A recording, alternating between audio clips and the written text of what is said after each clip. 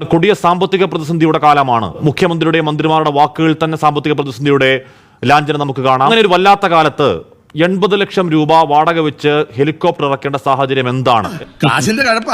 ഒരു വർഷക്കാലത്തേക്ക് ഹെലികോപ്റ്റർ വാടകയ്ക്ക് എടുക്കുകയും തുടർന്ന് കേരളത്തിലെ വലതുപക്ഷ മാധ്യമങ്ങൾ, കേരളത്തിലെ കോൺഗ്രസ്, UDF വലിയ കോലാഹലങ്ങൾ കേരളത്തിൽ സൃഷ്ടിക്കുന്നതിന് വേണ്ടി ശ്രമം നടത്തി. എനിക്കിതിരി ദണ്ണുണ്ട്. നിരവധി ദിവസം നമ്മളത് ചർച്ച ചെയ്തു. എന്തിനാണ് ഹെലികോപ്റ്റർ എന്നുള്ളതിനെ സംബന്ധിച്ച് കേരളത്തിന്റെ പൊതുസമൂഹത്തോട് ഞങ്ങൾ ആവർത്തിച്ചു പറഞ്ഞു. കേരളത്തിന്റെ പൊതുസമൂഹം ഞങ്ങളെ കേട്ടു.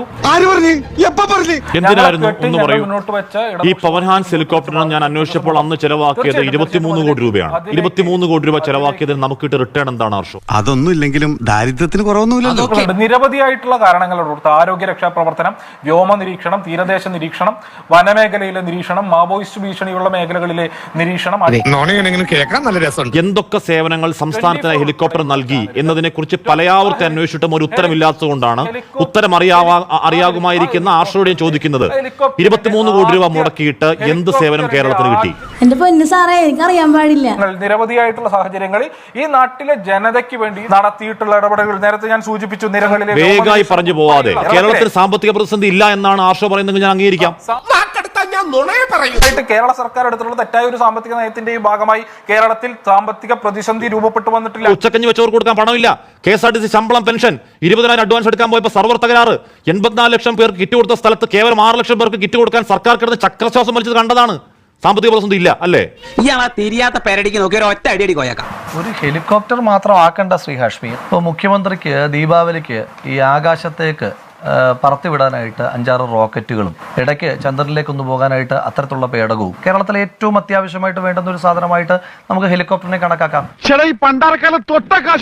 മുഖ്യമന്ത്രിയുടെ 20-30 വാഹന വ്യൂഹം വെച്ചിട്ടുള്ള ഷോയിൽ അവിടെ ആകെ ബുദ്ധിമുട്ടി വഴിയിലൊന്ന് ക്രോസ് ചെയ്യുവാൻ കഴിയാതെ നിൽക്കുന്ന സ്കൂൾ കുട്ടികൾക്ക്, സമയത്ത് തൊഴിലിടത്തിലേക്ക് എത്താൻ കഴിയാത്ത സാധാരണ ആളുകൾക്കുമൊക്കെ എന്തായാലും ഇത് ഗുണപ്രദമായിരിക്കും എന്നുള്ള കാര്യത്തിൽ തർക്കമൊന്നുമില്ല.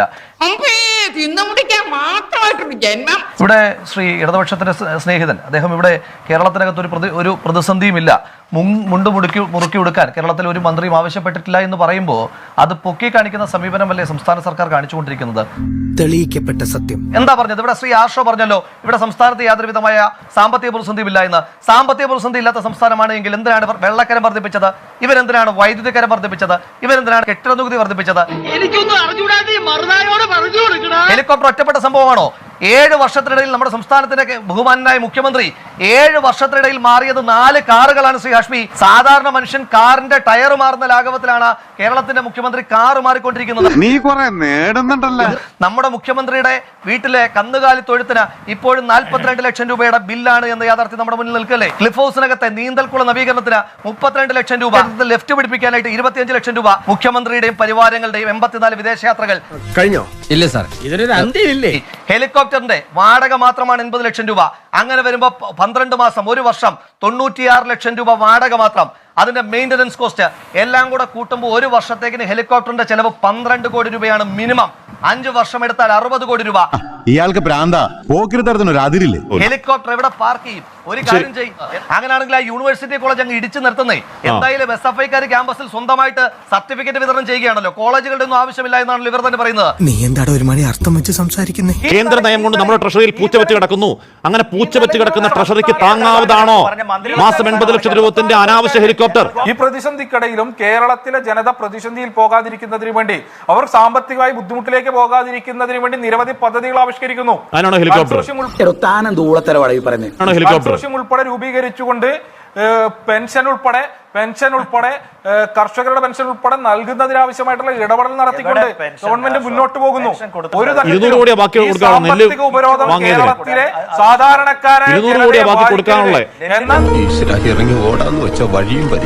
ഈ നാട് അനുഭവിച്ച പ്രതിസന്ധിയുടെ ഘട്ടത്തിൽ ഇടപെടലുകളെ സംബന്ധിച്ച് പെട്ടിമുടി ദുരന്തമുണ്ടായി പറഞ്ഞോ പവൻ ഹാൻസ്? ഒറ്റ മിനിറ്റ് പെട്ടിമുടി ദുരന്തമുണ്ടായി പറഞ്ഞോ പവൻ ഹാൻസ്? കേരളത്തിലെ ഏത് ദുരന്തത്തിലാണ് പവൻ ഹാൻസ് ഹെലികോപ്റ്റർ സഹായമായത്? കേരളത്തിലെ ഏത് ദുരന്ത സമയത്താണ് പവൻ ഹാൻസ് ഹെലികോപ്റ്റർ സഹായകരമായത്? 1. പക്ഷേ എവിടെ വാന നിരീക്ഷണം നടത്തി പവൻ ഹാൻസ്? 2. വെറുതെ പറഞ്ഞു പോയാൽ മതിയോ? 23 കോടി രൂപ മുടക്കിയിട്ട് എണീറ്റ് വരണ്ടേയിരുന്നു. അതീവ സുരക്ഷയുമായി ബന്ധപ്പെട്ടുള്ള വിഷയങ്ങൾ 24 ഫ്ലോറിൽ ഇരുന്നുകൊണ്ട് ചർച്ച അത് പറഞ്ഞാൽ മതി. അത് പറഞ്ഞാൽ മതി. അത് വെളിപ്പെടുത്താൻ തയ്യാറല്ല എന്ന് പറഞ്ഞാൽ തീർന്നില്ലേ? അല്ല, എന്തിനാണ് ന്യായീകരിക്കാൻ നിൽക്കുന്നത്?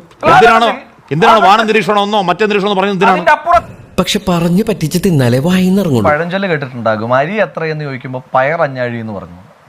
അതന്ന് ഈ പഴഞ്ചൊല്ലനുണ്ടായത് അന്നത്തെ ഏതോ CPM നേതാവിന്റെ വിദണ്ഡവാദം കേട്ടിട്ടായിരിക്കണം.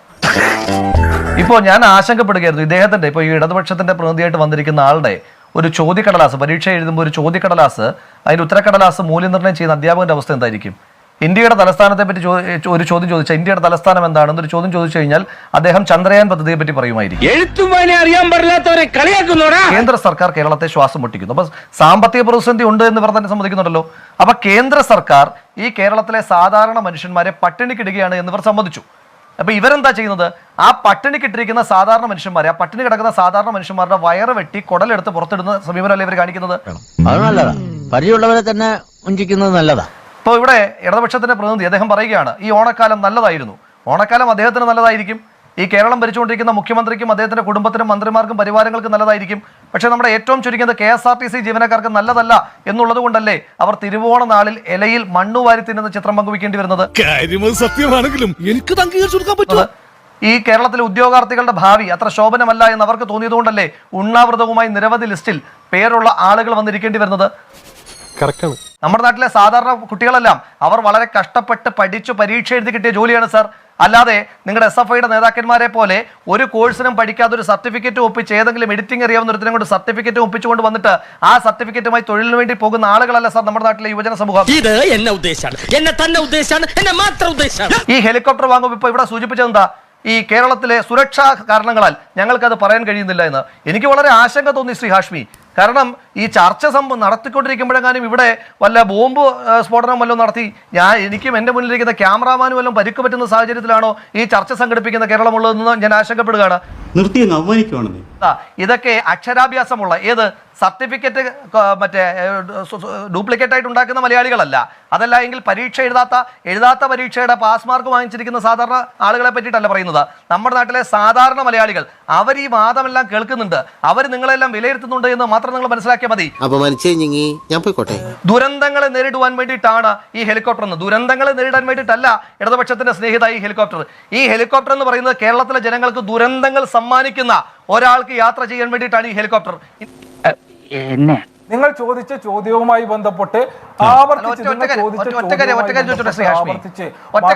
പറഞ്ഞു കഴിഞ്ഞു.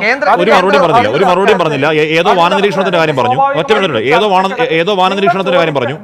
ഒന്നും പറഞ്ഞില്ല. ആർഷ ഒന്നും പറഞ്ഞില്ല. തന്നെ കൊണ്ടൊന്നും കൂട്ടിയേ കൂടില്ല. നല്ല പ്രായണ്ടല്ലേ, വല്ല പണിക്ക് പോയിക്കോളൂ. അല്ല, നിങ്ങൾ ചോദിച്ച ചോദ്യം ദൗർഭാഗ്യവശാൽ ഒന്നും പറഞ്ഞില്ല. ഒരു ഹൃദയം കൊണ്ടുപോയ കാര്യം പറഞ്ഞു. ഹൃദയം കൊണ്ടുപോകാൻ 23 കോടി മുടക്കേണ്ട കാര്യമില്ല. അതിന്റെ അപ്പുറത്തേക്ക് ഒന്നും മറുപടി ഇല്ല. മനസ്സിലാകുന്നു. ഇനി ഇവിടെ നിന്ന് അഴിവണ്ടാവാ, നമുക്ക് അങ്ങോട്ട് മാറിയിക്കാം.